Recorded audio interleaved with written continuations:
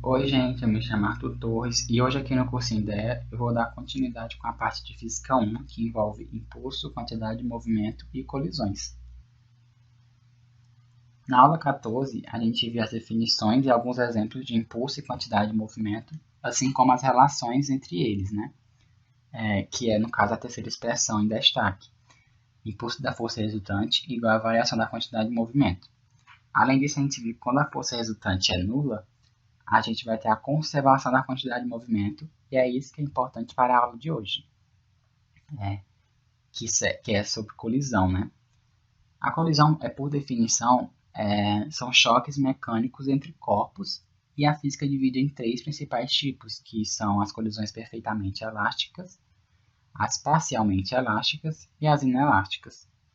Como exemplo, a gente tem o choque entre esferas, o choque de veículos, ou até mesmo que eu citei aqui, o pêndulo de Newton, que é um dispositivo que demonstra as condições da colisão elástica, principalmente voltada à conservação de energia. Para dar início aos estudos, né, em colisão, a gente precisa entender o coeficiente de restituição. Esse coeficiente é responsável por diferenciar os tipos de colisões citados. E ele relaciona as velocidades de afastamento e aproximação. O que é que ele faz? Né? Ele é uma expressãozinha aqui do lado esquerdo que eu escrevi, que nos dá um valor numérico que é atribuído aos tipos de colisão e faz com que a gente diferencie esses tipos. Ele é representado pela letra E ele é dado por velocidade de afastamento sobre velocidade de aproximação, isso tudo em módulo. O que seria essa velocidade de afastamento e de aproximação? Né? A de aproximação seria a velocidade antes do choque. Né? O que é? Imaginamos que a gente tem uma esfera A e uma esfera B. A esfera B tem um movimento x, está à frente de A. E a esfera A tem um movimento y maior do que x, que está atrás de B. E ela é maior, né, a velocidade maior, porque ela deve alcançar a esfera B e então se chocar. Nessa situação a gente falou de velocidade e essas velocidades são as velocidades de aproximação, que na verdade são definidas a partir da expressãozinha aqui do lado direito, né? VAI menos VBI, ou seja, a velocidade inicial de A, né, menos a velocidade inicial de B. Isso vai definir a velocidade de aproximação total, que é a velocidade total antes do choque, né, que representa toda a situação.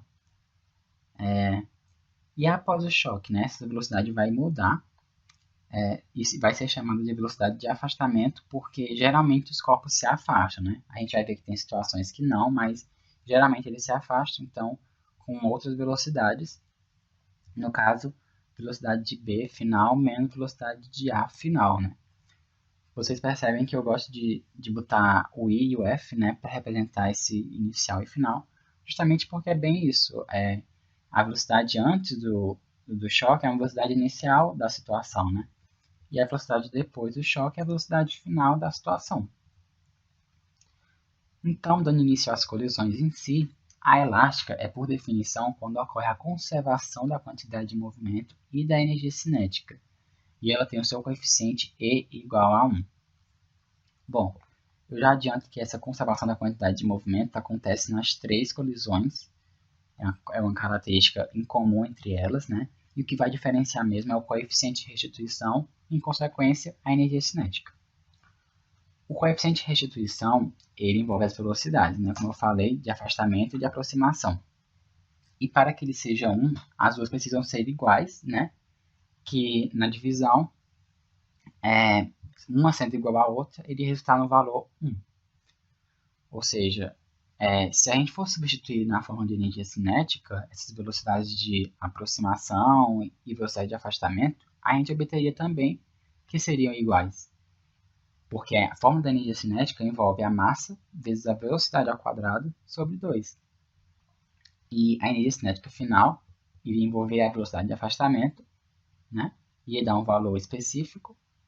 E a velocidade de aproximação, né, iria ser a da energia cinética inicial, que também iria dar um valor específico igual ao de energia cinética final, já que a velocidade de afastamento e de aproximação seriam iguais. Então, se a gente fosse manipular e substituir os dados, né, nas expressões, a gente obteria essa igualdade da energia cinética, SF igual a SI. E aqui embaixo eu coloquei em destaque justamente isso, né? Essa parte de conservação da quantidade de movimento, que é a quantidade de movimento final igual a inicial, e essa parte da conservação da energia, né? Que é o E, a energia cinética final, igual à energia cinética inicial. Dando continuidade, as parcialmente elásticas também têm conservação de quantidade de movimento, e a diferença é que ocorre a diminuição da energia cinética depois do choque, e o seu coeficiente está entre 0 e 1, ou seja, maior do que 0 e menor do que 1.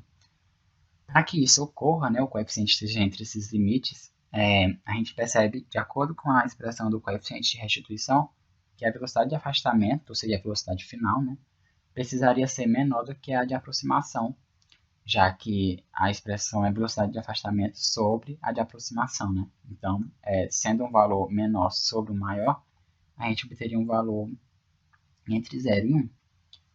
E se fosse, novamente, substituindo na energia cinética, a gente obteria a seguinte condição, né, de energia cinética final ser menor do que a inicial, já que a velocidade final, ou velocidade de afastamento, seria menor, né? Então, aqui eu destaquei novamente as condições de quantidade de movimento final igual à inicial, e agora a energia cinética final menor do que a inicial. Por fim, a gente tem as colisões inelásticas, que em primeiro momento, se a gente fosse analisar somente as expressões de destaques, em destaque, na verdade, a gente perceberia que ela seria igual à parcialmente elástica, só que isso é errado, né? Ela é diferente. Primeiro, novamente, ela tem a conservação da quantidade de movimento, assim como as demais, só que a diferença dela está no seu coeficiente de restituição, que é igual a 0, na condição de que os corpos seguem juntos após o choque, essa é a condição que eu tinha falado anteriormente, né?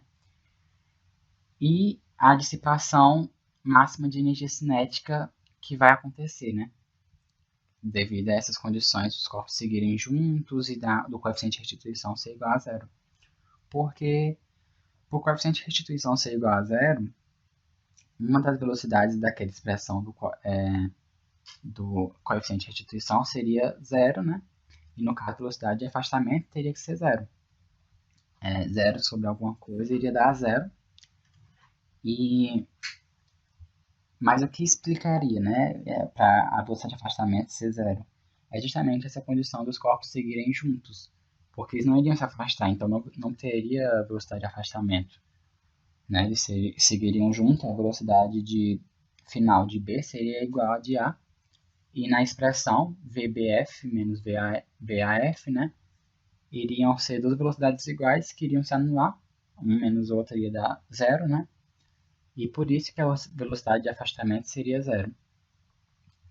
E com isso, a gente teria uma energia cinética com dissipação máxima, já que a velocidade de afastamento, a velocidade final, seria 0, e se for substituído na expressão, né, de energia cinética, a gente obteria as condições que eu botei em destaque, de energia cinética final ser menor do que a energia cinética inicial, só que nesse caso com a dissipação máxima de energia cinética. E a quantidade de movimento final, novamente, é igual à quantidade de movimento inicial, por isso que eu botei em destaque as duas. Aqui é um breve resumo, né, do conteúdo anterior, das expressões anteriores da aula passada e das condições vistas de colisões dessa aula atual.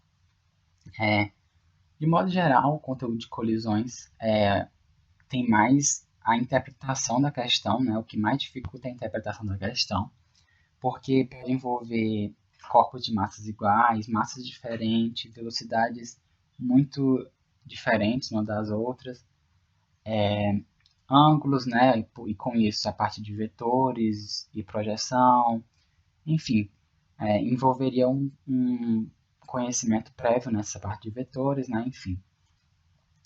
Mas de antemão, queria resolver uma questão, né, para facilitar até mesmo a fixação do conteúdo. E essa questão é da FUVEST, e eu vou começar a ler. Uma caminhonete A parada em uma rua plana foi atingida por um carro B com massa mb igual a ma sobre 2, que vinha com velocidade vb. Aqui é a figura, né, da caminhonete A e do carro B. Como os veículos ficaram amassados, pode-se concluir que o choque não foi totalmente elástico. Consta no boletim de ocorrência que, no momento da batida, o carro B parou enquanto a caminhonete A adquiriu uma velocidade VA igual a VB sobre 2, na mesma direção de VB. Considere estas afirmações de algumas pessoas que comentaram a situação. Aí tem as afirmações aqui. E a questão pede o item correto, né? A primeira coisa que a gente tem que notar é que a questão fala das situações que, inicialmente, a caminhonete estava parada, ou seja, a velocidade dela é 0. E depois o choque, o que fica parado é o carro, né? Então a velocidade dele vai ser 0. E além disso, a gente nota os valores de massa, né? A massa de A é MA, e de MB é MA sobre 2. Isso nas condições para os dois, né? De antes e depois. E na condição de antes, a gente vai ter que VA, que é a velocidade da caminhonete, igual a 0, já que estava parada, e VB um valor qualquer. Para depois, a gente vai ter que a massa é a mesma novamente, porque permanece, né? A massa não muda. A velocidade de A vai ser igual a VB sobre 2, segundo o enunciado, e a de B vai ser igual a 0. Aqui eu coloquei VA2 e VB2 só para representar que é a condição depois do choque, né? Então, dados esses valores, né, essas condições, a gente pode resolver a questão. A primeira afirmação que diziam era a descrição do choque não está correta, pois é incompatível com a lei de conservação da quantidade de movimento. Se a gente for analisar, né, toda colisão tem conservação de quantidade de movimento, então a gente pode substituir os valores que a gente obteve, né, na igualdade de quantidade de movimento final e inicial, e substituindo, né, a gente obteria que, na verdade, ela é conservada sim, MA vezes VB sobre 2 é igual a MA vezes VB sobre 2. Por quê? Porque, em primeiro momento, a gente sabe que a quantidade de movimento final seria a soma da quantidade de movimento de A e de B, e a inicial seria a soma da quantidade de movimento inicial de A e de B. Só que, na inicial, a gente não teria quantidade de movimento para A, e na final a gente não teria quantidade de movimento para B. Então, no fim, a gente só teria que igualar MA vezes VA, né, que é a quantidade de movimento final, igual a MB vezes VB, que é a quantidade de movimento inicial. Com isso, a gente substituiria, né, os valores da questão e obteria o resultado que eu falei inicialmente. Provando, então, que a primeira condição estaria errada, já que ele está afirmando que não está correta, porque é incompatível com a lei de conservação, e na verdade a gente mostrou que a lei de conservação acontece, então está correta, né? O item 1 está errado.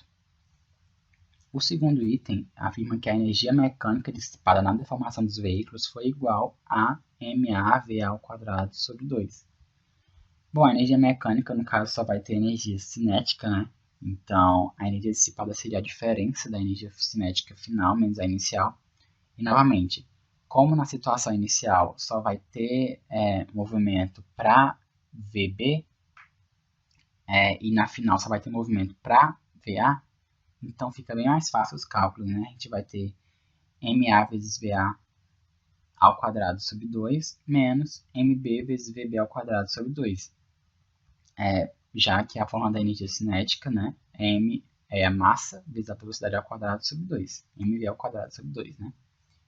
Então, substituindo novamente as expressões e os dados que a gente tem, a gente obteria o valor final, né, da energia dissipada, que é menos MA vezes VA ao quadrado sobre 2. E por que o menos, né, por causa que é uma energia dissipada. Então, a gente pode considerar só como MAVA ao quadrado sobre 2, né? E isso seria confirmando, você iria confirmar, na verdade, né, o item 2, que estaria correto. Lembrando, novamente, que essa questão de VA2, né, É a mesma coisa de VA, só eu botei para representar que é a velocidade A após a colisão, só isso. Mas a mesma coisa, né? Em 3, a quantidade de movimento dissipada no choque foi igual a mb vezes vb sobre 2. Bom, como a gente viu, a quantidade de movimento foi conservada e ela foi igual a ma vezes vb sobre 2 para ambos, né, já que foi conservada. Então está diferente do item 3, o item 3 está errado. Logo, a única resposta possível seria o item B, afirmando que o item 2 estaria correto.